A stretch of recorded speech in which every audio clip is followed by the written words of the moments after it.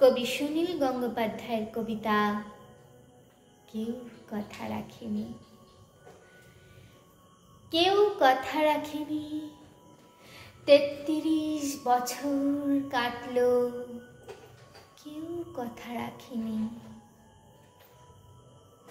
ছেলেবেলায় এক অষ্টমী তার আগমনী গান হঠাৎ থামিয়ে দিয়ে বলেছিল, শুক্লা দ্বাদশীতে অন্তরাটুকু শুনিয়ে যাবে। তারপর কত চন্দ্রভোগ অমাবস্যা কেটে গেল, কিন্তু সেই অষ্টমী আর এলো না। 25 বছর প্রতীক্ষায় আছি। মামা বাড়ির মাঝি নাদের আলী বলেছিল, বড় খাও দাদা ঠাকুর, তোমাকে আমি 3 প্রহরের বিল দেখাতে নিয়ে যাব। সেখানে পদ্ম ফুলের মাথায় সাপ আর ভ্রমর খেলা করে। নাদের আলী, আমি আর কত বড় হব? আমার মাথা এ ঘরের ছাদ পুড়ে আকাশ স্পর্শ করলে তারপর তুমি আমাকে 3 প্রহরের বিল দেখাবে। একটাও রয়্যাল বলে কিনতে পারিনি কখনো।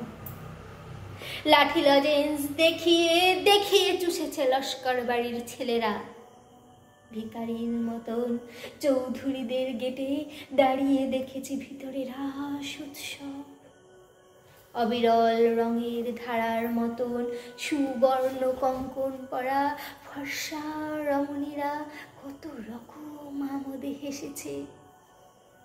আমার দিকে তারা ফিরেও যায়নি। বাবা আমার কাজ ছুঁয়ে বলেছিলেন, দেখিস আমরাও একদিন।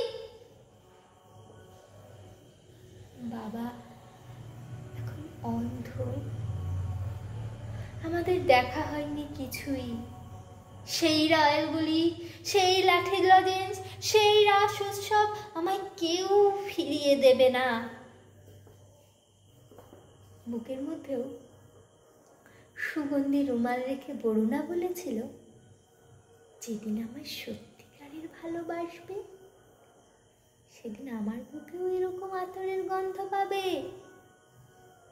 ভালোবাসার জন্য আমি হাতের মুঠোয় প্রাণ নিয়েছি, দুরন্ত ষাঁড়ের চোখে বেঁধেছি লাল কাপড়, বিশ্ব সংসার তন্ন তন্ন করে খুঁজে এনেছি 108টা নীলপদ্ম। তবু কথা রাখেনি বরুণা, তার বুকে শুধুই মাংসের গন্ধ। এখন সে যে কোনো নারী। কেউ কথা রাখেনি, 33 বছর কাটলো, কেউ